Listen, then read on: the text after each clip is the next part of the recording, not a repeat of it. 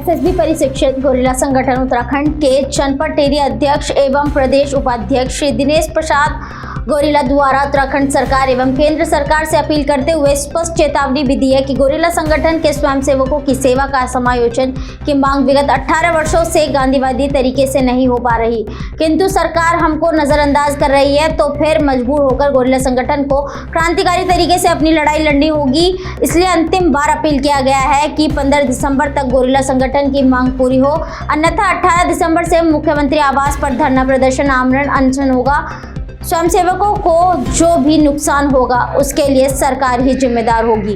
मैं Dinesh Prasad gorilla SSB gorilla संगठन का प्रदेश उपाध्यक्ष एवं टेरी जिला का जिलाध्यक्ष, मैं सरकार से कह देना चाहता हूं कि 18 सालों से गोरिल्ला संगठन की लड़ाई लड़ रहे हैं गांधीवादी तरीके से, और सरकार इस पर कोई ध्यान नहीं दे रही है। 18 सालों से कई बार सरकार जियो जारी करती है, उसके बावजूद भी उस पर काम नहीं करती है। मैं सरकार से कह देना चाहता हूं कि 17 दिसंबर को समस्त गोरिल्ला उत्तराखंड के गोरिल्ला देहरादून कूच करेंगे और 18 तारीख सीएम आवास कूच करे अनिश्चितकाल के लिए। अगर सरकार उस बीच तुरंत कार्रवाई नहीं करते हैं तो कई पदाधिकारी और कई गोरिल्ला जो है आत्मदाह करने के लिए भी मजबूर हो जाएंगे, और इसके बावजूद भी अगर सरकार काम नहीं करती है तो